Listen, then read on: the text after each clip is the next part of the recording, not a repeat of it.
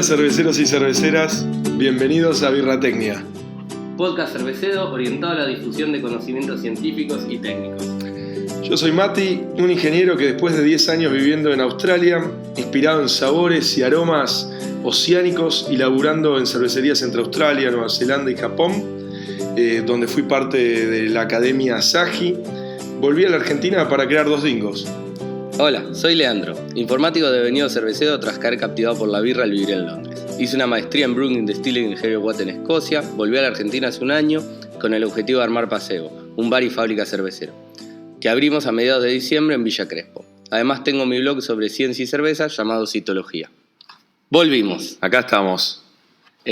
Bueno, después de un mes y medio, casi 2 meses de no estar, estuvimos muy complicados, tanto Matías como yo, con proyectos personales.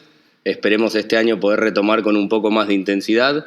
Este episodio nos vamos a concentrar hablando de birras ácidas. De quick sours, de verdad. Exactamente, quick sours, no de cervezas ácidas añejadas en barricas, sino más bien de kettle sours y otras formas para hacer cervezas ácidas rápidas, aprovechando que está el verano y es un buen momento para este tipo de cervezas. Son cervezas de muy buena tomabilidad, especialmente al lado de una pileta.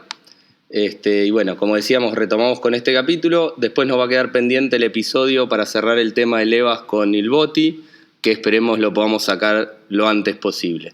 Estuvimos un poquito ocupados en este último tiempo, ¿no? Vos contanos un poquito qué es lo que estuvo pasando en el mundo Placebo. Bueno, por mi lado estuvimos terminando de armar el bar, sobre todo enfocado en poder llegar a abrir, que abrimos ahora a mediados de diciembre, acá en Villa Crespo. Entonces nos concentramos mucho en terminar todo lo que era la obra grande para poder hacer eso y seguir avanzando con el tema de poner a punto la fábrica para poder, esperemos, febrero o marzo poder estar ya cocinando en Placebo. Que permitime decirte, estamos ahora grabando acá desde el nuevo headquarters de Birratecnia, que es el bar / fábrica Brewpub. / estudios de grabación. Sí, estudios de grabación. Placebo quedó increíble, la verdad. Si andan por la ciudad y tienen ganas de tomarse una birra, les recomiendo venir a este espacio único, o multiespacio diría, ¿no? Porque tenés como distintos lugares para tomar, depende del mood o el humor en el que estés. Así que te felicito, Lean. Gracias, Mati. Espectacular. Bueno, por eso un pequeño chivo. Estamos abiertos de miércoles a domingo, a partir de las 18 hasta las 20 horas tenemos happy hour. Por ahora tenemos 2 birras de las cuales vamos a hablar más adelante un poquito, que hicimos junto con Matías en la fábrica de un amigo, de Hernán. Gracias, Hernán, por bancarnos. Hernán de Cerveza Labrador. De Cerveza Labrador. Muchas gracias por el aguante, tanto Matías como yo. Bueno, Placebo no estaba todavía funcional y Mati tenía la fábrica, por ahora ya le va a explicar por qué, bastante saturada. Y así que bueno, Hernán se copó y nos hizo el aguante. Y después, bueno, tenemos una variedad de birras, de birrones. La verdad es que nos hemos enfocado en tener una muy buena pizarra de cervecerías amigas, así que bueno, les invito a venir a visitarnos. Y vos contanos qué estuviste haciendo. Y nosotros, de Dos Dingos, estuvimos sacando y preparando la primera exportación de cerveza que hicimos a nuestro país hermano de Uruguay. Así que saludos a nuestros escuchas uruguayos. Ya hay Dos Dingos en el territorio de la República Oriental. Así que, como saben, una exportación, o como saben o como no saben, una exportación no es una cosa de un día al otro, requiere un montón de papeles, planificación. Además fue algo que surgió bastante rápido, entonces tuve que cambiar toda la planificación de la producción y en una época donde ya estábamos incrementando la producción para la temporada alta, ajustar todo no fue tan fácil. Así que lo bueno es que logramos sacar producto tanto en botellas, los nuevos porrones de Dos Dingos, como le decimos nosotros, los Dingos Stabbies, como en barriles One Way de PET. Ya llegaron a Uruguay y ya están empezando a venderse por allá. Así que eso, además de la apertura de la Cantina de Puerto, un pequeño brewpub en la ciudad de Carmelo, en Uruguay, donde también estamos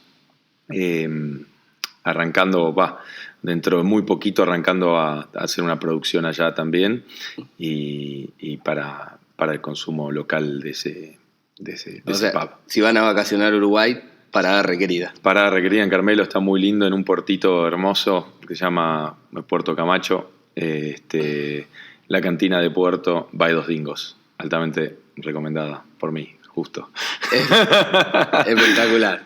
Y bueno, y otra de las cosas que estamos empezando a laburar o empezando a diagramar es en el Congreso del Lúpulo en el Bolsón. Nos invitó nuestro amigo Hernán Testa de Lúpulos Andinos. Un evento gratuito para todos los cerveceros, un congreso espectacular. Lean, fue el año pasado. Sí, la verdad que el congreso del año pasado para mí fue sin duda el mejor evento cervecero del año. El nivel técnico de las charlas que hicieron la gente de Fermentis fue realmente un salto importante con respecto a muchas de las charlas locales. Y va a ser entre el 21 y el 22 de febrero. Va a estar Hopsteiner con charlas, Fermentis. Va a haber también charlas de otra gente reconocida como Mariano Valvarrey, que va a hablar de Neipas, el IPATEC, va a hablar sobre la interacción lúpulo y levadura. Diego Setti va a hablar de la mirada del juez en las cervezas. Hernán Testa va a hablar de química lupulera. Va a haber genetistas de Hopsteiner, director técnico de Hopsteiner y el director de mercado de Hopsteiner de USA, hablando sobre la dirección de dónde va el mercado lupulero mundial. Lupulero, y Fermentis también hablando de interacción lúpulo-leva, además de Birratecnia hablando sobre algunos temas que vamos a develar dentro de muy poquito, pero estamos haciendo o planificando un trabajo de investigación bastante interesante y esperamos poder presentar sobre eso muy pronto. Sí.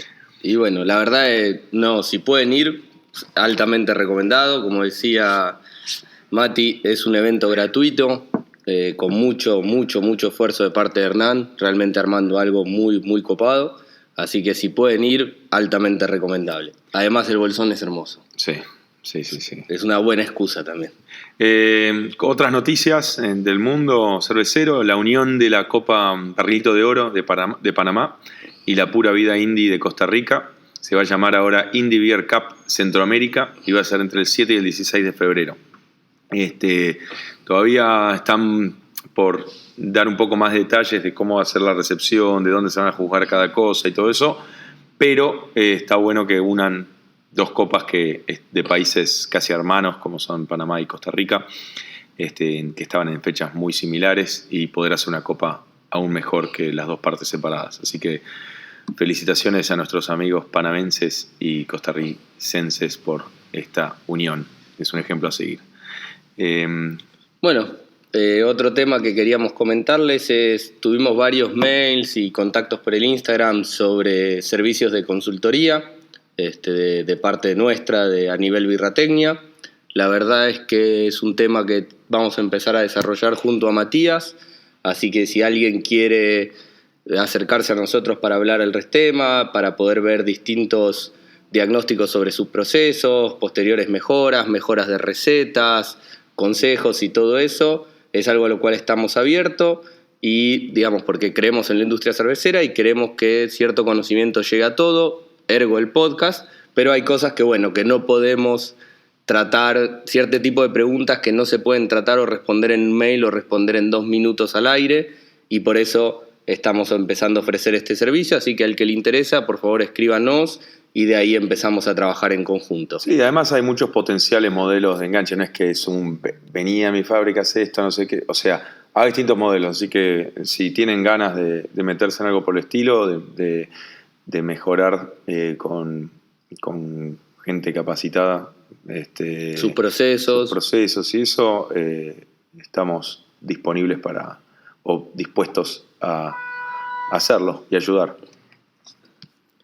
Bueno, ahora ya pasamos al tema técnico de este episodio, que como mencionamos en la apertura, iba a ser sobre quick sours, o sea, técnicas de acidificación rápidas. Con esto nos referimos a distintas técnicas que podemos emplear para obtener una birra sour en un tiempo de producción similar al de una cerveza ale convencional, digamos. Y obviamente esto va a tener ciertas limitaciones que vamos a ir hablando en cuanto al tipo de producto que podemos lograr, pero como decíamos, es algo muy copado para el verano, es ampliar un poco el espectro. Ahora Mati va a hablar un poco más y vamos a empezar a hablar de distintas técnicas particulares, sus ventajas, sus desventajas y bueno, cómo aplicarlas. O sea, sin dudas las sours es una tendencia mundial que por supuesto está a años luz de lo que es la tendencia de las IPAs y las cervezas ultra lupuladas, pero cada vez crece más y la verdad que como industria y especialmente acá en Argentina y en Sudamérica está bueno que empecemos a empujar para hacer crecer este segmento de mercado, ya que es todo parte de agrandar la torta y también salir de la monotonía de lo que es la Golden, la Scottish, la Honey, la IPA y poder ofrecerle a nuestros consumidores y, por qué no, abrir el abanico de potenciales consumidores en consumidores que tal vez hoy van al vino o a otras bebidas. O a tragos. Totalmente, por el tipo de perfil de sabor. Con cervezas ácidas estamos haciendo algo, mucha gente que prueba por primera vez una cerveza ácida dice, pero esto no tiene gusto a cerveza.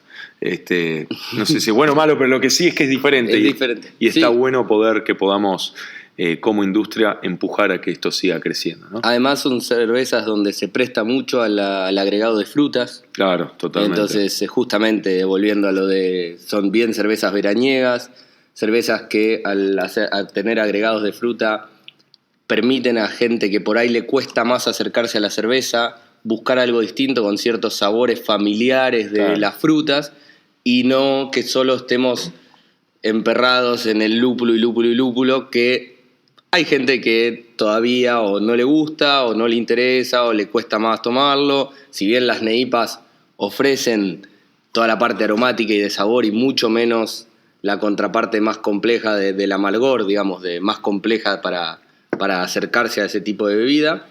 Pero bueno, esto es otra herramienta más, otro tipo de cerveza más que creemos tiene un potencial de mercado interesante. Bueno, por supuesto que con estas quick sours o cervezas ácidas rápidas no vamos a lograr la complejidad de sabor que se logra con cervezas ácidas de cultivos mixtos. O sea, cuando hablamos de cultivos mixtos es cuando es un blend de Saccharomyces con Lactobacillus, con Brettanomyces, con Pediococo, con etcétera, Clubberomyces o cualquier otro tipo de microorganismo que pueda llegar a ser parte de ese blend o ese cultivo mixto, que requieren mucho más tiempo, varios meses o algunas incluso varios años, además de equipamiento como barricas y otro tipo de equipamiento extra dentro de la cervecería o de la fábrica para evitar contaminación cruzada con las cervezas limpias, ¿no? Así que este nuevo enfoque de cervezas ácidas rápidas no logra esa complejidad, pero sí puede lograr una frescura y sabores alternativos en la cerveza que el mercado de a poquito empieza a pedir, ¿no? Exactamente. Hay algunos estilos... y también vale la pena aclarar que es menos intensivo en capital. Es algo que una fábrica tiene mucho más a su alcance para empezar que la compra de barricas, de equipamiento para embotellar, un equipamiento distinto para embotellar cervezas ácidas por miedo a contaminaciones cruzadas. Permite empezar a incursionar en el mundo de las cervezas ácidas a una fábrica dando pequeños pasos en lugar de comprometerse de lleno a un programa de barricas que, bueno, tiene otras complejidades, otras pérdidas, porque no sé si cuando estuvieron en la charla del DFCE del año pasado, que estuvo muy buena, de Rare Barrel contaban que, por ejemplo, ellos contaban que tiraban más o menos 30% de su producción. Más incluso. Más incluso. 40, sí. Por eso, y considerando la situación económica actual, es bastante más complejo, requiere mucho más capital y mucho más commitment, compromiso, ahondarse en uno de esos, un proyecto de ese estilo. Si bien da sus frutos, esto es un pequeño detour de lo que una fábrica hace normalmente, que creemos es más accesible para arrancar. Algunos de los estilos más clásicos o más que más se hacen de este tipo o que más se pueden hacer con este tipo de acidificación rápida son las Catarina Sours, el estilo brasilero, que es una acidificación, un kettle sour con agregado de frutas, o sea, básicamente una Berliner Weiss un poco más fuerte, con agregado de frutas a nivel de alcohol más alto.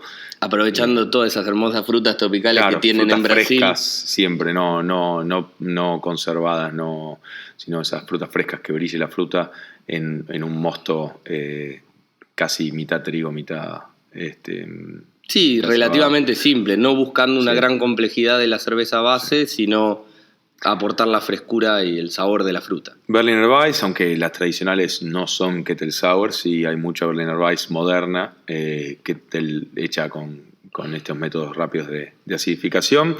Cerveza más o menos cerca de 50-50 trigo, cebada, malta, ¿no? De ambas. De hecho, es interesante, así como una nota al pie, que la primera vez que se discute las técnicas de kettle sour fue a principios del 1900 por un alemán que patenta el método justamente para proveerles a las fábricas de Berliner Weiss una alternativa a su método de elaboración tradicional, buscando poder hacer una cerveza similar, pero con un tiempo de fabricación más corto y más controlable, digamos, sin todas las incertidumbres que genera un cultivo mixto en barricas y el tiempo y los meses y todo eso. Entonces, de ahí un poco nace esto, que después queda como un poco relegado en el olvido hasta hace unos años que en Estados Unidos empezaron a reaparecer todas las kettle sours para hacer Berliner Weiss y Gose sobre todo. Ese es el otro estilo que iba a nombrar, Gose, hacer una quick sour con después agregado de cloruro de sodio, sal de mesa, idealmente sin yodo, pero bueno, eso es para otro pero bueno, tema. Eso vale la pena aclarar, que la Gose tiene que ser salada. Tiene que ser salada. Puede no ser terriblemente salada, pero una de las características que identifican a este estilo es esa cosa de ser salada. También cream sours, o sea, sours, cervezas ácidas con el agregado de lactosa, asemejando como si fuese otro enfoque de las pastry ales, pero sours, ¿no? O sea, como una sour pastry ale. Siempre el ácido con el dulce queda bien, sino... Una especie de smoothie. Claro, sí, un licuado, una pavlova, o sea, siempre donde un lemon pie, o sea, siempre ese dulce con el ácido queda bien, y por qué no en el mundo de la cerveza. Después, bueno, sour IPAs también se pueden hacer de esta manera, bastante bueno, porque una quick sour te permite lo mismo, usar en ciertos momentos, ¿no? Lúpulos, y no terminar o sea, lo cual lo hace más difícil para cervezas ácidas de cultivos mixtos de mucho anejamiento.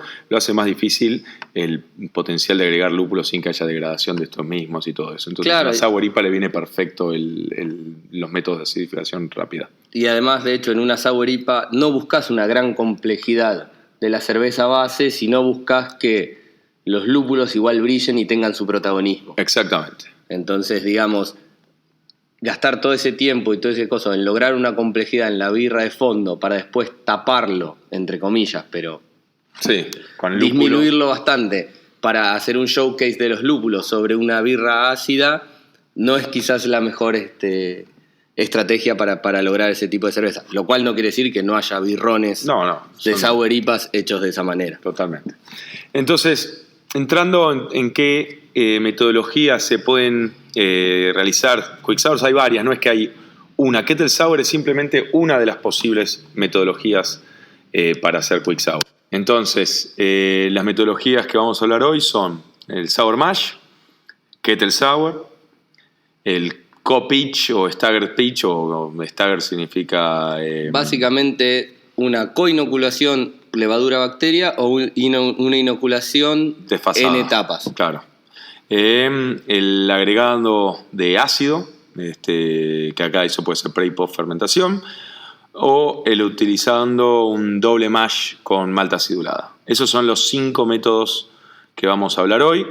Después vamos a hablar sobre qué bacterias se pueden usar para hacer esto, cuáles recomendamos, y al final de los tips y mitos que hay sobre este tema. Entonces, arrancando con el primero, el método de Sour Mash. ¿Qué es el Sour Mash? Bueno, básicamente el método de Sour Mash busca, como inóculo de la bacteria, usar las propias bacterias que están presentes en la malta, perdón. Las propias bacterias que vienen en la malta. Entonces, lo que se hace normalmente es un primer macerado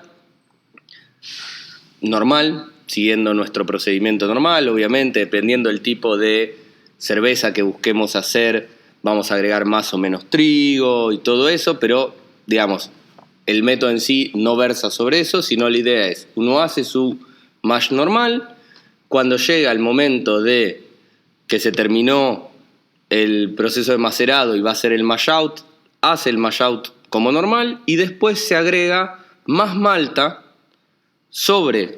directamente sobre el macerado, que esta es la malta que nos va a dar el aporte bacteriano. Entonces recirculamos, homogeneizamos esa malta, obviamente ahí una temperatura más baja porque la mayoría de las bacterias que van a estar presentes no soportan temperaturas más altas de 40 grados, buscamos bajar la temperatura, agregar la malta y... Es que a veces también se usa el agregado de la misma malta baja la temperatura. Obviamente lo va a bajar, depende también de la temperatura ambiente y demás. Sí. Y lo que buscamos es justamente eso, dejar que esas bacterias que están naturalmente presentes en la malta, de hecho por eso muchas veces se usa malta acidulada para hacer este paso, porque tenemos un mayor aporte bacteriano en la malta acidulada que en la cáscara de otras maltas.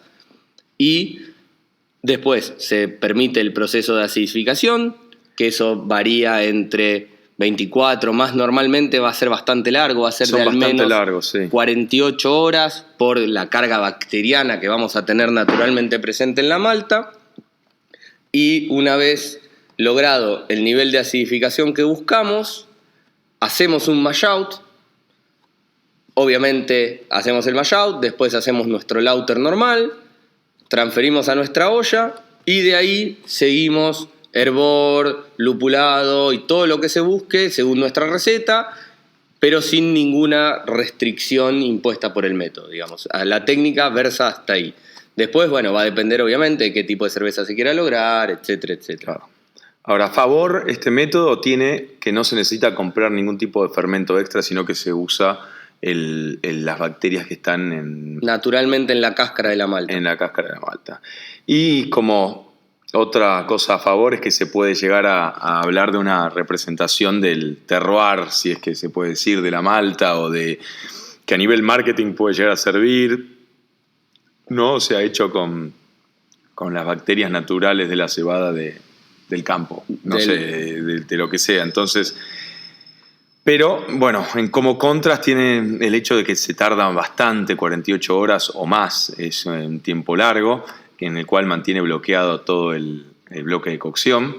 Y no todas las bacterias que están presentes en la malta generan acidez y sabores neutros, sino que hay un montón de bacterias que pueden llegar a generar sabores indeseados.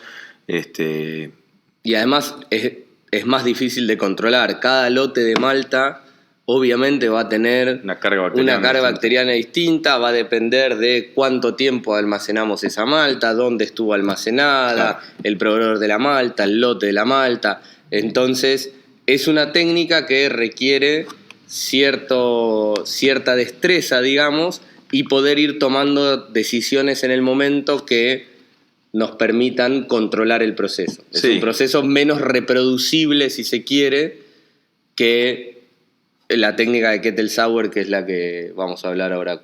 Claro, bueno, Kettle Sour básicamente significa sour de olla, que se hace un mosto normal, aunque en este caso sin lupular, o sea, no le habría que agregarle ningún tipo de first wort hops o de lupulación antes de agregar la bacteria. Se hace un mosto normal, se hierve para pasteurizar.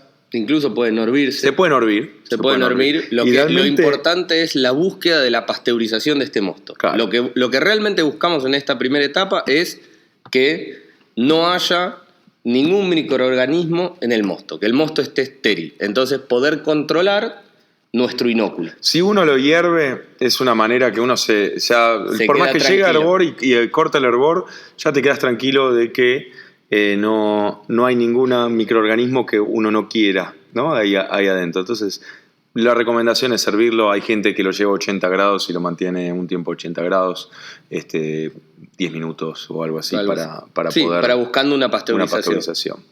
Se baja la temperatura. Ojo con esta etapa, una cosa vale aclarar: no usen agua que no haya estado hervida, claro, o que no sea de ósmosis, entonces está controlada microbiana, porque buscamos esterilidad y si agregamos agua, claro, no sabemos. Se puede bajar la temperatura de dos maneras. Uno, pasando a través del intercambiador de placa y volviendo a entrar a la olla de hervor. Dos, haciendo un mosto más concentrado y diluyendo con agua fría. Cualquiera de los dos que elijan tiene sus pros y sus contras. Si uno agrega agua, no hay que después lavar el intercambiador de placas, lo cual hace ese primer día de cocción más rápido y simple. Y no solo no hay que lavar el intercambiador de placas, sino hay que tener en cuenta que estuvimos pasando mosto con proteínas y todo por el intercambiador de placas, que depende del intercambiador de placas. Sí. No es lo mismo que cuando lo hacemos post-hervor, donde ya tenemos toda la proteína coagulada. Totalmente. Y un mosto más limpio, digamos. Totalmente. O sea, no es lo más conveniente pasarlo por ahí. Bueno, después, si se hace, hay que lavarlo mucho más fuerte de un lavado normal, ¿no? Porque está pasando proteína coagulada a través del mismo. Entonces, se pasteuriza el mosto. Hasta este momento no se agrega lúpulo. Se agrega el inóculo que uno le va a meter. Después vamos a hablar de los distintos inóculos y las distintas bacterias o blends o lo que sea, el fermento. Y se tapa. Ahora, ¿a qué temperatura se baja la temperatura de inoculación? Y va a depender de qué vamos a meter. De qué fermento decidamos. Va a rondar entre así a grandes rasgos, de 30 a 40 y monedas de grados. Sí, digamos, sí. Eso como gran ventana. Después, qué temperatura propia conviene va a depender del inóculo. Entonces, cuando se llega al nivel de acidez deseado, se vuelve a hervir. De esta manera se corta, se mata la bacteria esta, y esta bacteria después, cuando se hierve y se enfría a través de intercambio de placa y se va al fermentador, no toca nuestra parte fría de la fábrica, ¿no? Ni siquiera el intercambiador de placas directamente, porque ya si pasan restos de lactobacilos por ahí, son lactobacilos muertos, totalmente desactivados, porque llegamos a una temperatura de hervor o de desnaturalización de la bacteria, ¿no? O sea, una de las grandes ventajas de este tipo de técnicas es que no introducimos nunca en la parte fría de la fábrica bacterias. Claro. Lo limitamos, no es tan distinto en ese sentido a las bacterias que están naturalmente presentes en la malta, que las vamos a tener en el macerador, pero que cuando ya hacemos el mash out, ya bastante, queda muy poco o nada, y cuando hervimos, no pasa nada y sacamos un mosto estéril al fermentador. En ese sentido, esta sigue manteniendo, si bien usamos bacterias, las limitamos la exposición del resto de la fábrica. Exactamente. Y bueno, de esto es parte pro, porque es mejor que el otro método que hablamos antes, que agrega 12 horas, 24 horas, puede ser hasta 48, pero normalmente entre 12 y 24 al proceso, ¿no? de fabricación. Es algo a favor comparado con otro método, pero es algo en contra comparado tal vez con métodos más rápidos de acidificación. Sí. Es decir, todos estos métodos tienen como consecuencia que tenemos la olla de hervor inutilizada, entre comillas, durante todo ese tiempo de acidificación. Claro. Es decir, no podemos seguir, si tenemos doble batch, bueno, hagan el batch antes y déjenlo para después. Exacto. Mucha gente busca hacer esto los viernes para tener el fin de semana, para que por ahí son días que no cocinan y entonces pueden dejar esas 48 horas, si es que 48 horas logra el nivel de acidez que están buscando y no es demasiado. para no frenar la planta productiva durante días de producción de mosto limpio para otro tipo de cervezas. Como contra también es que es más difícil hacer un doble batch de este tipo de cerveza, ¿no? Con este tipo de método. Sí. Con el método este. Sí, porque si se imaginan tendríamos que hacer un batch y después repetir que son el 48 horas más tarde, entonces ya ni da para volver a meterlo en el mismo fermentador. No, exactamente, digamos, tenés como esa gran contra. Sí. Igual si hicieran un método, si lograran bajarlo a 12, 14 horas el tiempo de acidificación, se podría lograr, pero también es bastante complicado. Estás ahí bastante justo con los tiempos porque estaríamos metiendo el segundo mosto en el fermentador como poco unas 24 horas después. Sí. Y que ya estás pasándote el lugar recomendado, el tiempo recomendado. Cuando hacemos un doble batch, digamos. Claro. Pero bueno, es algo a considerar. Después está el método de co-inoculación o también puede ser inoculación desfasada. Sí, por etapas. Por etapas en el fermentador directamente. Para esto se genera un mosto también sin lúpulo, mosto al fermentador sin lúpulo, nada de lúpulo. De vuelta lo voy a decir muchas veces porque si agregamos algo, hay muchas bacterias de las que vamos a agregar después que son sensibles a los alfa-ácidos isomerizados y a los alfa-ácidos también no isomerizados, que no van a hacer que puedan después actuar ni generar la acidificación. Entonces, se genera este mosto sin lúpulo, ni en Whirlpool, ni en First Word, ni en Herbor, ni nada. Y en el fermentador se inoculan o al mismo tiempo o separado, primero tal vez el fermento y después la levadura, para que una vez que llega la acidez. Básicamente, por ejemplo, podemos aprovechar ciertas levaduras como las Kveik, que tienen un rango de actuación similar al de las bacterias, para meterlo al mismo tiempo y que los dos estén a 35 grados, por ejemplo, fermentando, uno láctico y otro fermentación alcohólica. O primero meter en el fermentador, y cuando se llega al nivel de acidificación necesaria, se le hace un dry hop. Esos mismos alfa-ácidos del dry hop van a inhibir la bacteria, entonces ya va a quedar en ese nivel de acidez. Otra opción es, se pone primero la bacteria en el fermentador, tardará 12, 24 horas en llegar. Cuando llega, lo mismo. Si uno la quiere frenar porque llegó a un nivel que no quiere que sea más bajo de acidez, se le hace un dry hop. Y si no le importa que siga bajando, se le agrega la levadura una vez que se le baja la temperatura de actuación de la levadura, ¿no? Claro, obviamente, no podemos tirar una de 0,5 a 40 grados. Claro, 40 o a 35 grados, sí, probablemente genere cosas que no querramos. Entonces, en ese caso de levadura, dejamos actuar primero el fermento láctico, llega donde quiere, le hacemos un dry hop, le bajamos la temperatura al fermentador, lo llevamos a temperatura de inoculación de la leva y ahí tiramos la leva. Claro, de hecho una cosa importante a tener en cuenta acá es que si co-inoculamos tenemos que tener bastante en cuenta las temperaturas que sean compatibles con los dos, tanto con la levadura como con el fermento, las bacterias, obviamente para que puedan actuar. Y lo otro que hay que tener en cuenta es que las levaduras van a lograr normalmente tomar control del medio, reproducirse mucho más rápido que las bacterias, sobre todo si estamos a una temperatura baja, donde por ahí la bacteria tiene actividad, pero tiene una actividad muy lenta, y entonces el nivel de acidificación que vamos a lograr es muy bajo porque las bacterias consumen principalmente la glucosa y la levadura va a agarrar y comerse todo antes de que ellas logren usar ese alimento. Exacto. Que básicamente la levadura hace eso porque justamente busca en la naturaleza ganar esa competencia para poder controlar el medio y quedarse ellos con todos los sustratos.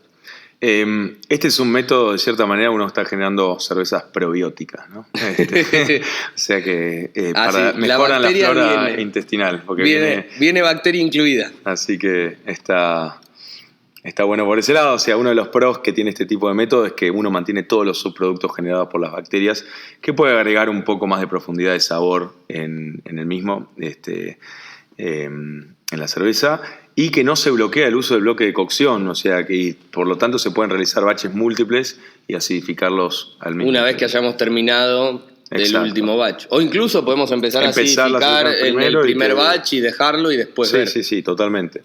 Los contras, ¿no? Es que uno mete bacterias en la parte fría. Si uno sabe qué bacteria está metiendo y dé un plan de limpieza teniendo en cuenta esto es controlable, no es un gran problema, pero hay que saberlo, hay que saber que es un riesgo y hay que saber qué uno tiene que hacer para bajar este riesgo. Sí, hay cosas simples como no dejen la piedra de carbonatación en el tanque si van a hacer esto. En este caso, porque la piedra del tanque es súper porosa, es compleja de lavar, la limpieza es complicada y es un lugar ideal para que la bacteria después nos moleste en futuros tanques. O sea, hay que pensar un poco el uso del fermentador y el protocolo de limpieza que vamos a hacer para intentar minimizar el riesgo de haber tomado la decisión consciente de meter bacteria del lado frío. Hacer una limpieza más profunda a una temperatura más elevada y durante un tiempo más extendido es básicamente medidas que uno puede tomar para hacerlo. Sí, o hacer una doble limpieza usando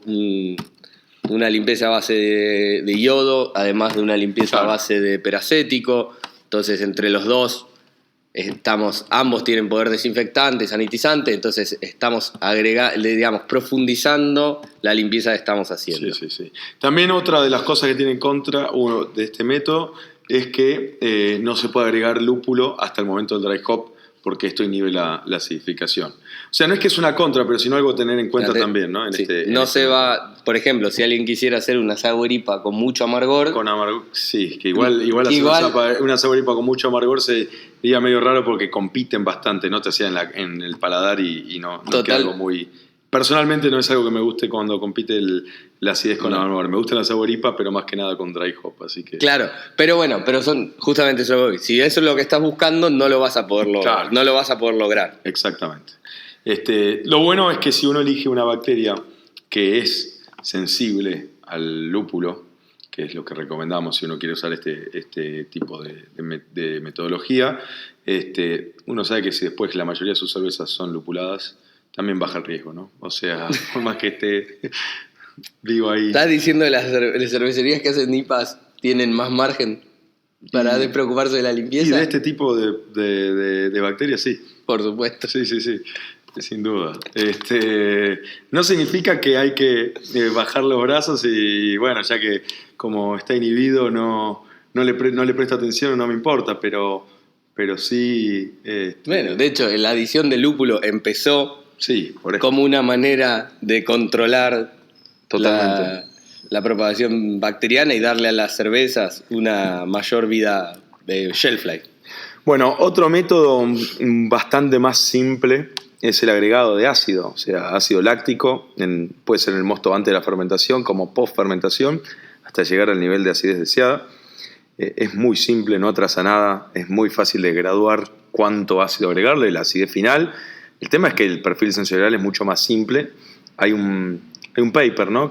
Hay un trabajo interesante del 2019 tiene Dig, Leland, Meyer, Westren, Ruke, Rouk y Wiklund, bastante un trabalengua, un paper del Institute of Brewing de Inglaterra, donde justamente compara esta técnica de agregar ácido directo versus lo que uno obtiene haciendo una kettle sour. En el blog de Excitología, yo hice una especie de resumen de este trabajo y un poco me echando mis opiniones al respecto. Y es un trabajo interesante a leer. O sea, si alguien quiere probar esto como un primer acercamiento a hacer una cerveza ácida, vale. No es lo mismo, hay que saber que vamos a tener una complejidad diferente. Pero no significa nada malo, porque tal vez uno está apuntando a una cerveza ácida súper tranquila, fácil de tomar. Y no es que es algo, no es que es mala palabra haber hecho una sour con esto. Lo que sí hay que tener en cuenta es que usar un ácido láctico de altísima calidad, Sí. calidad alimenticia, más que alimenticia, sino de bebida. Sí. Sí, porque cualquier cosa que venga con el ácido láctico Exactamente. lo vamos a estar Sí. agregando. Y además la cantidad que vamos a utilizar es mucho alta más en ese caso. que la cantidad que uno utiliza normalmente Para de corregir fosfórico pH. para corregir pH en el macerador. Piensen que uno va a estar agregando, buscando como mínimo un pH de 3,6 en Sí. una cerveza ácida, 3,6, 3,7 como un pH En una cerveza levemente ácida. Levemente ácida, hasta para una cerveza muy ácida un pH de 3, entre 3,1, 3,2.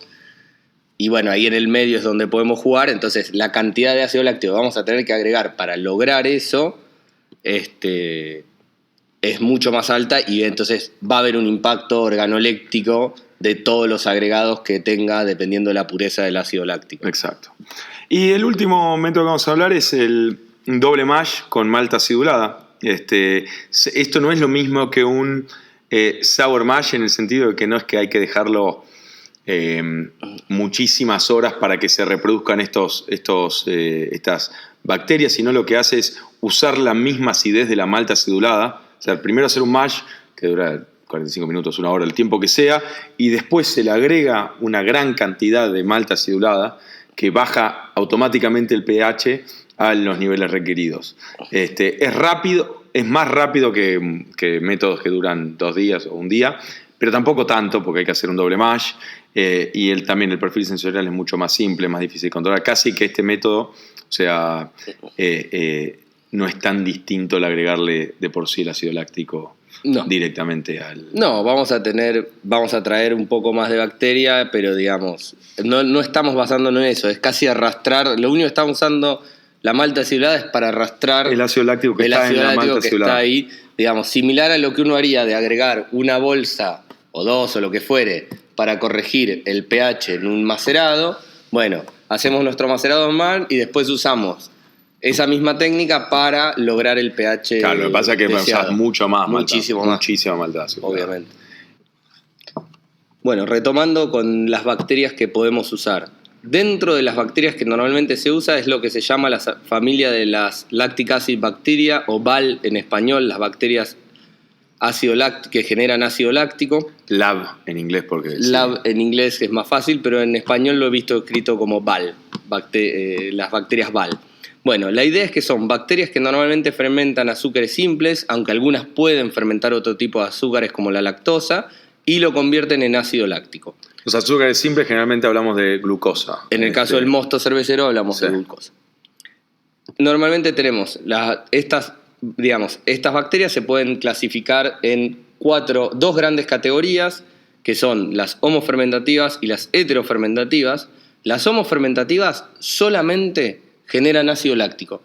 No son capaces de producir ninguna otra subproducto más que el ácido láctico. O sea, ni siquiera dióxido de carbono, o sea, no burbujean. No burbujean. Si estás haciendo una bacteria homofermentativa y ves burbujeo en la olla, hay levadura salvaje, hay algo más. Estas bacterias solamente en su ciclo metabólico utilizan la glucosa para generar ácido láctico. Después tenemos las heterofermentativas, que pueden generar etanol, ácido acético y dióxido de carbono. O sea, estas sí pueden llegar a burbujear un poco, pero mínimo. Ahora vamos a hablar un poco más por qué. Y dentro de las heterofermentativas tenemos las estrictas o las facultativas. Las estrictas son las que sí o sí siempre, además de generar ácido láctico, van a generar dióxido de carbono y etanol. Siempre. Ese es su camino metabólico, los hace eso. Después tenemos, que es mucho más común, y normalmente las cepas que se utilizan son o bien homofermentativas o heterofermentativos facultativos, que entonces, bajo ciertas condiciones, en sus condiciones más normales y en las que las tendemos a utilizar, solamente generan ácido láctico, pero en ciertas condiciones son heterofermentativas y pueden generar otros subproductos como dióxido de carbono, etanol, etcétera, etcétera. Todas las bacterias lácticas, de la familia de bacterias lácticas, son gram positive, o sea, gram positivas. Esto es básicamente cuando hacemos la tinción de gram para ver bajo el microscopio, que se agrega, no me acuerdo el nombre de la tintura. Lo que vemos es que algunas bacterias lo que van a hacer es absorben la tinción, la metabolizan y la pueden volver a excretar al medio, y otras no, dependiendo de cómo es la estructura de la pared celular de la bacteria. Las gram positivas son aquellas que se quedan teñidas. Todo este tipo de bacterias son así. ¿Qué nos importa un poco esto? Que normalmente quiere decir que no tienen una membrana externa y que por eso son más fáciles de matar. Las bacterias gram positivas normalmente son mucho menos resistentes a antibióticos, claro, y etcétera, y por ende, por eso es una de las razones que el lúpulo también afecta mucho más a las bacterias gram positivas que una bacteria gram negativa. Igual, como en todo en la biología, no hay reglas genéricas, pero a grandes rasgos se comportan así. Algo que vale la pena aclarar es que cada bacteria va a tener su propia curva de acidificación, y obviamente, al igual que la levadura, que cuando genera el alcohol va ganándole a la competencia porque ella puede resistir al alcohol, pero llega un momento donde el propio alcohol que generó un medio tan hostil que ni ella misma se puede aguantar ese medio. Bueno, en la bacteria pasa lo mismo. En un momento generan un nivel de acidez que ellas mismas ya quedan inhibidas. Pero bueno, lograron consumir gran parte de los sustratos, o esa es la idea adaptativa de eso. Bueno, como primer así gran clase de bacterias, vamos a hablar del lactobacillus. Los lactobacilos, o también lacto, como se le dice en general, los que tiene a favor para usarlos, que tienen un sabor neutro. Las variedades utilizadas, o algunas variedades, son rápidas, o sea, de bastante rápida acción, pero bastante fáciles, comparativamente fáciles de matar. No generan el biofilm temido. Son anaeróbicas, pero no les afecta la presencia de oxígeno, de vuelta en general, ¿no? Como contras, aunque no es una contra, pero sí es algo a tener en cuenta, es que no soporta ni IBUs ni alfa-ácidos, o sea, es decir que... Ni ISO ni alfa. Ni ISO ni alfa, por lo cual no hay que agregar lúpulo hasta que termine la acidificación. Por supuesto que dentro de las distintas variedades de lácteos, porque hay muchas variedades, muchas familias y subvariedades también, que tienen distinto nivel de tolerancia, sí, pero lo ideal es no agregarle el lúpulo, porque uno nunca sabe, incluso dentro de una misma familia, distintas generaciones y cepas pueden ir variando su tolerancia dependiendo en qué medios se fueron propagando y creando antes. Entonces, realmente, que algo haya funcionado una vez no significa que funcione siempre también con un cierto nivel de... No, de hecho, una cosa que es común ver cuando uno mira en internet de todos estos temas de Kettle Sour, y más que Kettle Sour, de Sour Mash, es que para el caso específico de Sour Mash, muchos recomiendan agregar 1 o 2 IBUs justamente para intentar inhibir. Se supone que las lactobacilos son un poquitito más resistentes a el lúpulo que otra de las bacterias que van a estar en la malta, y entonces con esto ayudar a seleccionar el lactobacilo. Y por eso decíamos que es un proceso tan difícil de controlar. Sí. Pero bueno, también normalmente cuando la gente recomienda agregar 1, 2 o hasta 3 IBUs, suelen algunos recomendar, hay que saber que puede igual funcionar el proceso, pero lo que sí seguro es que va a ser un proceso de acidificación como mínimo más lento. Más lento, a menos seguro que tengamos una cepa... Claro, pero en Sour Mash uno no sabe, entonces... No sabés, y en un Kettle Sour tampoco. De hecho, en las Kettle Sour, que los inóculos que se venden específicamente para Kettle Sour, van a buscar bacterias que no sean muy tolerantes a... Sí, incluso el nivel de tolerancia puede variar, por más que hasta diga se la banca hasta 2, 3 IBUs, a veces no. Claro. Visto casos en lo cual aconteció esto. Entonces, no agregar lúpulo hasta que termine el tiempo de acidificación.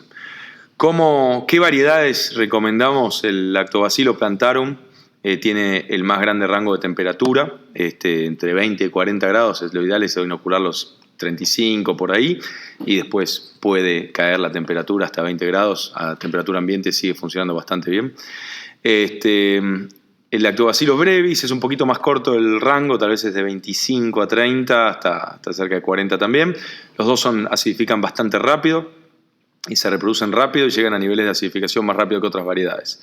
Otras esas son súper recomendadas, esas variedades son súper recomendadas para quick sours. Otras no tan recomendadas para quick sours, pero sí recomendadas tal vez para cultivos mixtos. Es el del Bruecky, que es más lenta y menos resistente, o el Buckneri, que lo que tiene el Buckneri es que se reproduce tan rápido como el plantarum o el brevis, pero su pH final o su nivel de acidez final es más alto. Entonces tal vez el Burnecki sí podría llegar a pensarse si uno quiere hacer una kettle sour tal vez no tan ácida, tal vez llega a un nivel de acidez un poco más alto, o sea, más bajo de acidez, más alto el pH final que lo que el plantarum y el otro. Algunos a nivel comercial, yo realmente recomiendo usar el Sour Pitch de Wild Brew, el alemán.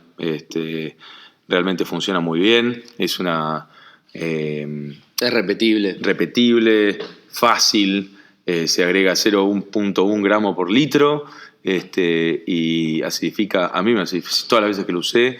En 12 horas tenía el mosto acidificado. Sabores neutros.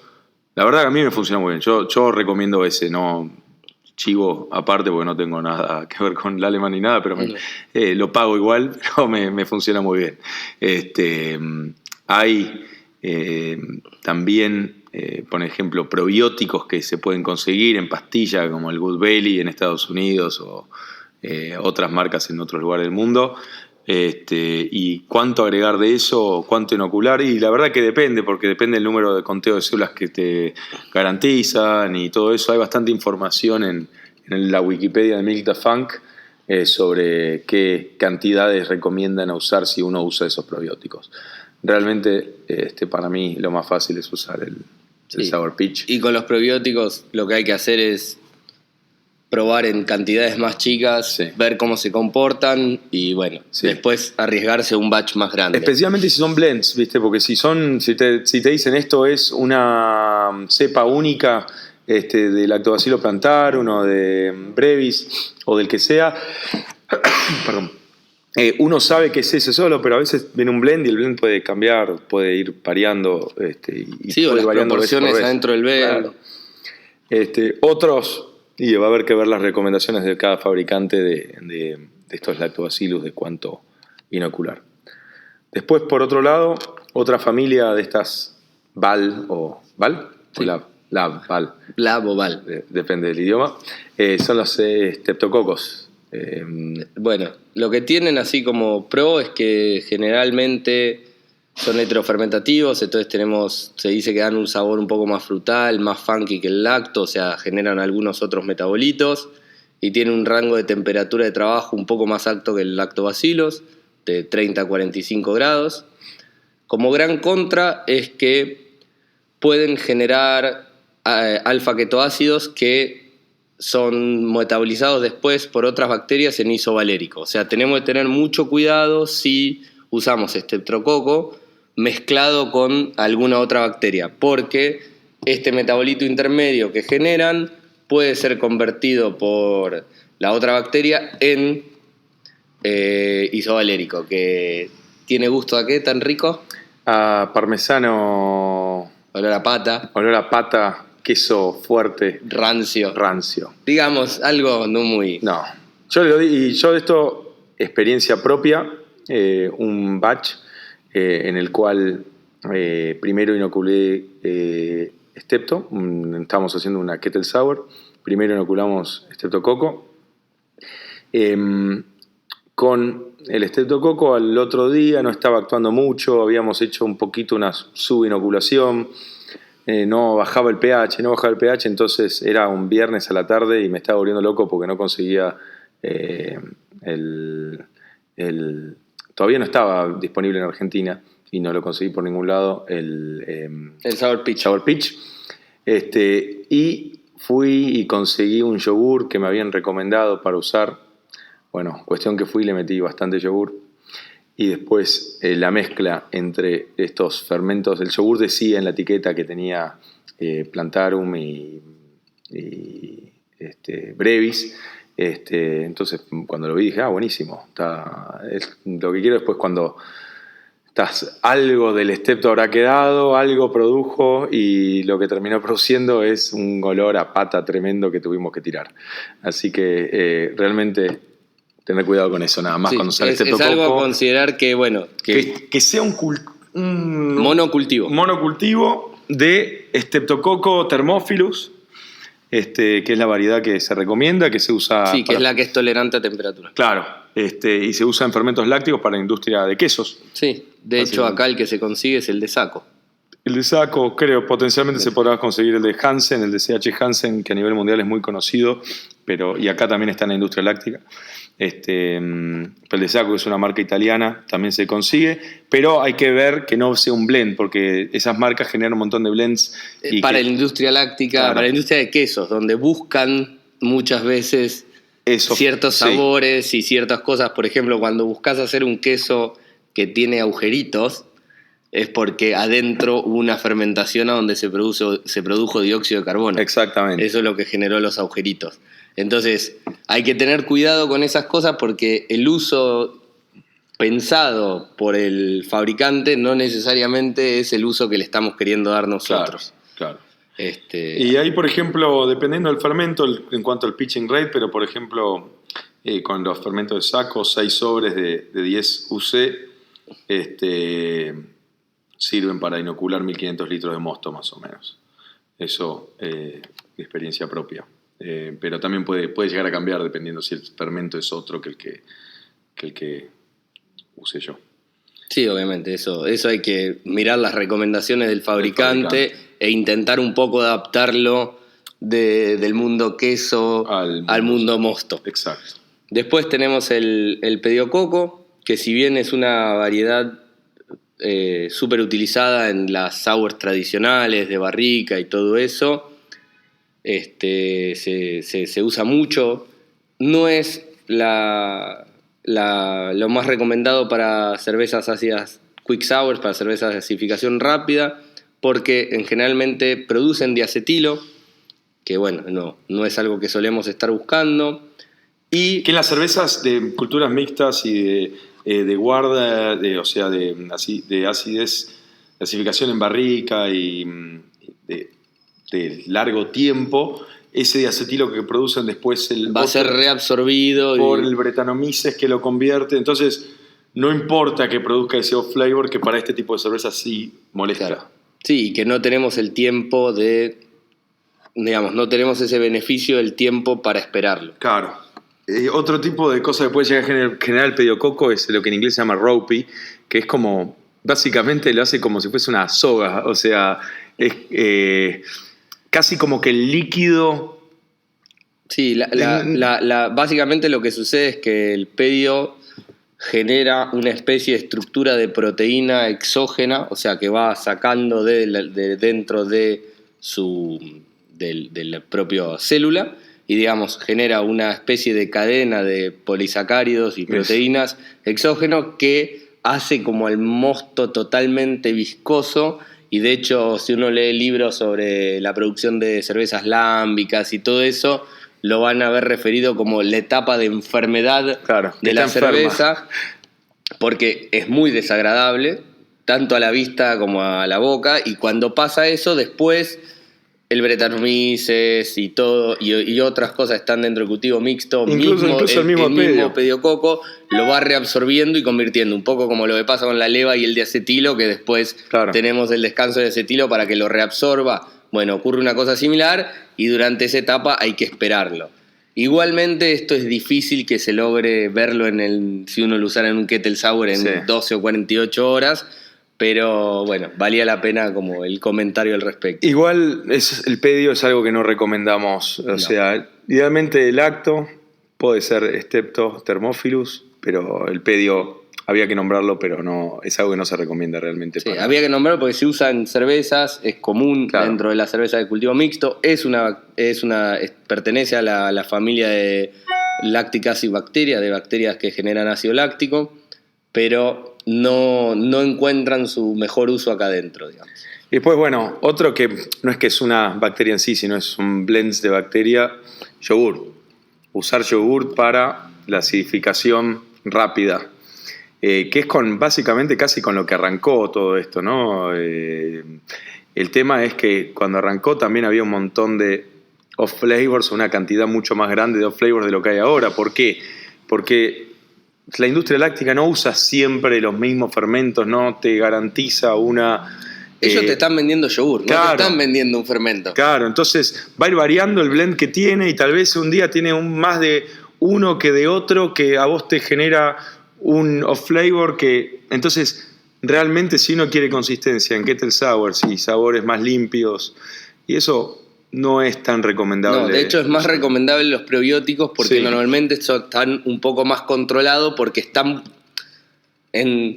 En el prebiótico no solo te venden el jugo con el prebiótico, el yogur con el prebiótico, lo que sea, te venden el prebiótico. El prebiótico es parte de su receta. Acá la receta es un perfil de sabor del yogur. Exacto. Entonces ellos te están vendiendo que el yogur esté bueno, no que tenga tanta cantidad de bacterias o tales bacterias. Va a depender del lote de leche que tuvieron. Que no significa que no se pueda hacer una buena Kettle Sour con yogur, pero sí que repetitivamente es más difícil y puede generar isovalérico, butírico y varios otros off-flavors que ya vamos a hablar. Entonces, entrando en lo que son los mitos y tips para este tipo de cervezas. Primero, hablar un poquito de que si uno está haciendo una Kettle Sour, hay un descenso muy grande de densidad desde que se inoculó la bacteria en el mosto hasta las 12 horas cuando uno va a chequear, o las 10 horas, o la hora, el tiempo que sea. Es muy probable que haya una contaminación de levas, sean salvajes o no salvajes, o que la contaminación mismo venga en el fermento que uno está usando, que también puede pasar. Eso básicamente ocurre porque, como vimos, la mayoría de las bacterias que vamos a usar son homofermentativas, o sea, generan solamente ácido láctico o generan eso en su gran mayoría. Entonces, y el ácido láctico tiene una densidad bastante similar a la densidad de la glucosa, o sea, de lo que se está comiendo. Entonces, la densidad de la cerveza no debería variar mucho. Mientras que si vos tenés producción de alcohol y consumo de glucosa, vas a ver un descenso marcado de la densidad porque el alcohol es muchísimo menos denso que la glucosa. Entonces, eso es lo que vamos a estar midiendo y nada, llamaría la atención si uno ve que te cae durante las primeras 12 horas, te bajó como si estuvieras fermentando una birra, te bajó 10 puntos. Claro. La densidad. Una de las cosas que está buena es intentar hacer el periodo de acidificación lo más corto posible. O sea, 12 horas es lo ideal, 12, 24, hasta 48 puede ser. Todo esto ¿qué hace? Baja las posibilidades de otras bacterias o microorganismos de empezar a producir algo en el mosto, ¿no? Claro. Y generar sabores que uno no quiere. De hecho, por eso una de las recomendaciones que vamos a ver para hacer Kettle Sours o Sour Mash muchas veces es que recomiendan bajar el pH antes de inocular el lacto a 4,5, al rango 4,5, 4,8, bajarlo con ácido láctico o con ácido fosfórico, depende de lo que cada uno utilice. Esto incluso quiera. Sirve para co-pitch y stagger pitching. Sí, exactamente, porque justamente la idea que lo que estamos buscando en esos casos es que estas bacterias son bastante, las bacterias dentro de la familia que generan ácido láctico son bastante tolerantes al ácido láctico y bastante tolerantes a la acidez, por consiguiente, y entonces logramos que otro tipo de bacterias no puedan o les cueste mucho más reproducirse y tomar control del medio. Claro. Además, también una consecuencia de esto que es que las enzimas de las proteasas que están en la malta, digamos, y que van a romper las proteínas que nos ayudan en la retención de espuma de una cerveza, están fuera de rango. O sea, le estamos poniendo en un rango que es menos favorable para que trabajen. Van a haber menos actividad. Es decir, al bajar el pH favorecemos la retención de espuma en el producto final. Exactamente, que es uno de los aspectos bastante difíciles de lograr en una Kettle Sour, Sí. es que tenga buena retención de espuma, Sí. porque el pH bajo, la falta de isoalfa-ácidos que ayudan a la estructura de la espuma y el tener 12, 24, 48 horas el mosto va a hacer que haya un poco más de actuación de este tipo de proteasas. Bueno, depende si cuánto vimos antes y todo, pero es un problema bastante común en las Kettle Sour. Entonces, ¿cómo se hace esto? Se agrega ácido láctico o ácido fosfórico para bajar el pH del mosto antes de inocular la bacteria, antes de inocular el lactobacilo o el strepto, a niveles de 4.5, 4.8. En ese rango estamos bien. O sea que hay que bajarle el pH antes de nada. O sea, se puede incluso ir agregando, como el ácido láctico el punto de ebullición es más alto que el punto de ebullición del mosto, se le puede ir agregando cuando se está haciendo el hervor inicial o yendo al hervor inicial de medimos y de esterilización o de pasteurización. Después, otra cosa que se menciona mucho en la literatura sobre Kettle Sours es la purga con dióxido de carbono y el sellado de la olla, digamos, generar un ambiente anaeróbico totalmente, ya sea también, además después, si tenemos una ventilación de la olla, seguir burbujeando dióxido de carbono durante la etapa de acidificación. Digamos, el razonamiento atrás de esto es que va a prevenir que haya proliferen bacterias aeróbicas que pueden producir butírico e isovalérico. El butírico tiene gusto a sabor, aroma, a vómito de bebé, y el isovalérico es que tiene gusto a parmesano o pies. Digamos, ninguno de las dos son cosas que uno tendería a desear en su hermosa cerveza. Entonces, esa es una recomendación clásica que vamos a ver en todos lados. Hay mucha discusión al respecto de la necesidad y la utilidad de hacer esto. Es un mito. Sí. Es un mito. O sea, básicamente, eso es lo primero que uno va a leer en foros y esto. No, cerrale todo, purgalo con CO2, esto, lo otro. Si uno está usando lactobacilos, el lactobacilo no produce isovalérico en presencia de oxígeno. Solo en presencia del estreptococo, lo que hablábamos antes, que produce los alfa-ketoácidos que después el lacto puede metabolizar en isovalérico. Es decir, que si no se inocula un mixo, probablemente claro, si están usando yogur, sí hagan eso, claro, sin duda. Claro, pero es que también toda esta cosa hay que tener en cuenta de cuándo se escribieron, lo que estamos leyendo. Sí. Cuándo se escribieron y qué cultivo estaban utilizando. Entonces, si estamos usando un cultivo de lactobacillus 100% puro, nada, estamos re tranquilos, no tenemos que preocuparnos por este paso. Ahora, estamos usando un yogur, un probiótico que no estamos seguros de todo lo que tiene, o estamos usando un sour mash. Sí. ¿Dónde? Un sour mash sí puede cambiar mucho. Exactamente, porque en el sour mash, bueno, sí, voy a tener bacterias lácticas, pero de la malta va a venir otra cosa, incluso pueden venir bacterias entéricas y otras cosas no muy agradables, y entonces eso viene. De hecho, todo ese procedimiento, la primera de estas técnicas que surge es el sour mash. Sí.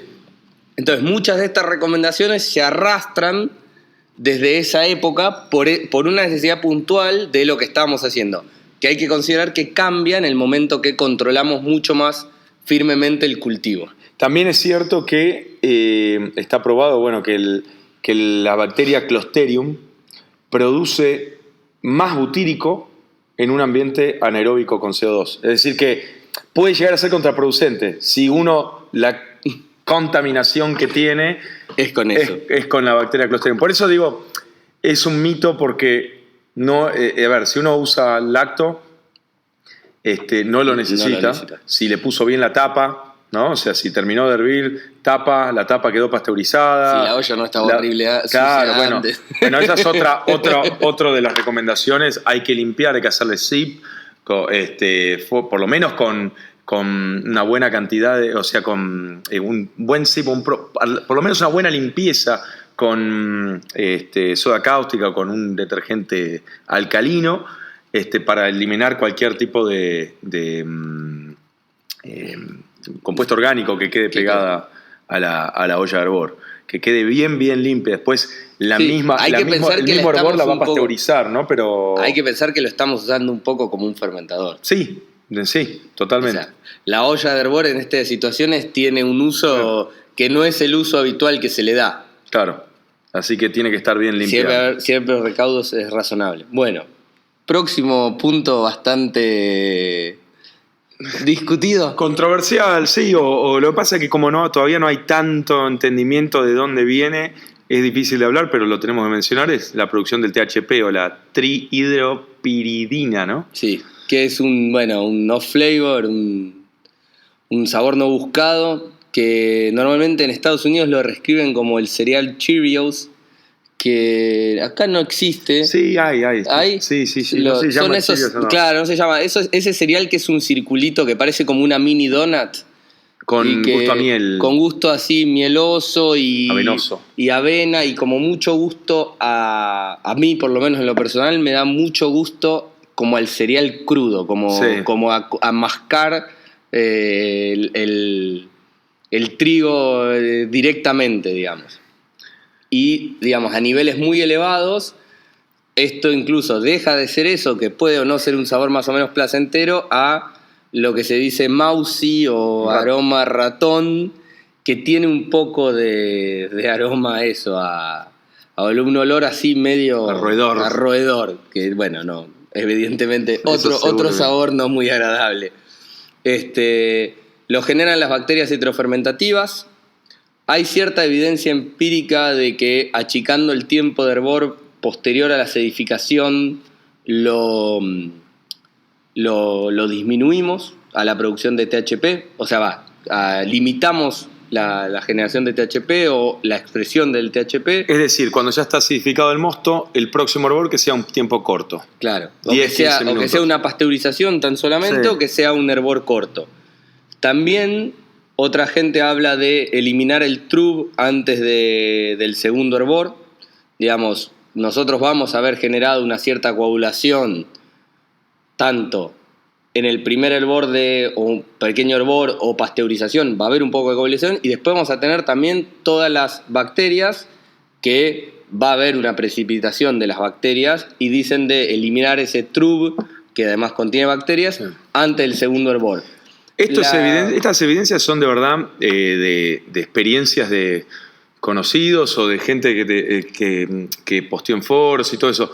No hay todavía un entendimiento de por qué se producen y en qué momento se producen. Lo que sí, mucha gente nos comenta que de esta manera fueron bajando esa producción. Hay varias teorías, digamos, se habla de que puede tener que ver con las reacciones de Maillard sobre toda esa base de proteínas, o que podría tener que ver con, al matar las bacterias, que el THP que hayan generado no lo hayan escupido al medio, sino que lo tenían ahí, y al estar hirviéndolo muy vigorosamente rompemos la pared celular de la bacteria y todo ese THP es liberado al mosto. Hay como un montón de teorías que justificarían estas técnicas, pero la realidad es que no hay ningún trabajo académico o no académico, pero serio, científico, que nos permita comprender por qué se genera. De hecho, en las lámbicas es un off-flavor que se genera al principio y que se va limpiando con el Brett y todo eso. De hecho, por eso normalmente los cultivos que van a haber pensados para hacer kettle sours o cualquiera de estas técnicas de acidificación rápida en el fermentador o lo que sea, los cultivos están diseñados para eso, van a ver que son homofermentativos. Claro. Porque justamente ahí limito y me quedo haciendo láctico y estoy tranquilo de que lo que hice es láctico. Sí. Entonces voy a minimizar estos problemas y tener una acidez limpia. Después, en cuanto a ácido acético creado por el lacto, algunas variedades de lacto pueden llegar a generar un un porcentaje muy chico de ácido acético. Si después hay un hervor posterior, como una kettle sour, esto se evapora. Sí. Así que deja de ser un problema. Y si no, realmente pasa tal vez a ser un poquito más de complejidad de sabor porque no llega a niveles No va a ser una Rodenbach. No. No va a ser una Flanders Red. No, ni cerca, ni cerca. Lo que podemos contar es que, bueno, hicimos nosotros una collab entre Placebo y Dos Dingos, que fue una cerveza casi un 3 en 1, ¿no? Porque hicimos una Quick Sour acidificada en fermentador, donde copicheamos, bueno, hicimos estaguereado, ¿no? Estaguereado en etapas, sí. Primero picheamos el Sour Pitch del Alemán. Sí, ¿y cuántas horas más tarde? ¿12 horas más tarde? Un poco más. Le metimos Kveik. Sí, más o menos a las 12 horas inoculamos con el Kveik. Estábamos fermentando más o menos a 35 grados, o sea, fermentando y acidificando a 35 grados, aprovechando esto de que las Kveik justamente pueden trabajar esa temperatura, entonces ni siquiera es que tengo que hacer la acidificación, cortarla y después fermentar porque tuve que bajar en el medio la temperatura para la levadura que quiero usar, sino que las puedo trabajar en conjunto. Y después la primera, llegó un momento que le metimos el dry hop para frenar la acidificación. Igual tal vez lo hicimos un poquito después de lo que queríamos, pero bueno. Bueno, nos salió un poquito más ácida. Nos ganó de mano el Sour Pitch, nos ganó de mano. Y ahí sacamos una Sour IPA.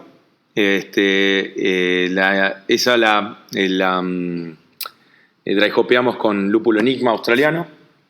Quedó realmente un buen mix entre el sabor a lúpulo y la acidez. Y cero amargor. Sí. Cero amargor. Relativo, por lo menos. Sí, en boca, digamos. Sí. Le gana la acidez al amargor. Después hicimos una segunda. A eso como que le metimos encima goiaba. Entonces termina siendo una especie, no es una Catarina Sour, pero es algo... Claro, digamos, porque de hecho el mix de maltas que habíamos buscado no era un mix de maltas tan de una Catarina Sour, y además lo que era bastante distinto es que las Catarina Sour buscan unos 6 grados. Sí, y nosotros 5 tal vez. Sí, nosotros poco más ahí, 4, nosotros 8. quedamos en 4 y moneda. Sí. O sea que, digamos, buscamos una cerveza un poquito más ligera desde el punto de vista del alcohol, más amistosa para el verano. Pero quedó bien frutal, quedó realmente un perfil totalmente diferente a la Sour IPA. Y después, y como tercera, una vez sobre la base de guayaba, agregamos jugo orgánico de arándano y lactosa, buscando hacer una especie de, una cream sour, pero buscando una especie de smoothie, porque la guayaba y el arándano nos parecía que podían coexistir de manera relativamente simpática. Así que eso es una experiencia que hicimos cercana, y como algo bueno también que este tipo de cervezas ácidas permiten crear distintos perfiles de cerveza. Sí, o sea, es una cosa interesante de hacer este tipo de birras, es justamente poder pensar en intentar del mismo batch sacar al menos 2 birras distintas, una birra quizás más limpia y solo donde lo preponderante sea la acidez y alguna cosa, y después hacer una variante con fruta o con distintas frutas, buscando una expresión distinta del Kettle Sour. Así que si las quieren probar, pueden venir a Placebo a probarlas. Están acá en Canilla. Bueno, cerrando este episodio, pasamos a la sección de preguntas. Perdón a todos aquellos que han mandado preguntas relacionadas con levaduras, lo vamos a dejar para el episodio que cierre la invitación con il Boti de la segunda etapa. En nos vamos a responderle algunas preguntas viejas que teníamos ahí atrasadas en el mail. Una cosa que les pedimos es que nos manden las preguntas al mail, no tanto por Instagram, porque después es difícil de transcribirlas desde el Instagram a la compu y todo para ver de armarlas, investigarlas y poder darles una buena respuesta. Ni tampoco incluso al WhatsApp, que la gente que tenga nuestro WhatsApp personal que no lo mande ahí, porque pasa lo mismo. Después no sé, difícil. Después la perdemos y por ahí no la respondimos en el momento, no lo hablamos justo en ese episodio y intentamos armar un repositorio de preguntas para poder llegar a todo lo más rápido posible, ¿no? Bueno, acá José Luis nos preguntaba por mail dónde puede encontrar información de lúpulos, compuestos, perfiles aromáticos, y básicamente una cosa que nos pareció simpática decirles que YCH tiene un catálogo que está buenísimo y lo convirtieron en aplicación, que se puede descargar gratis de Google Play, lo mencionamos así genérico porque está repiola.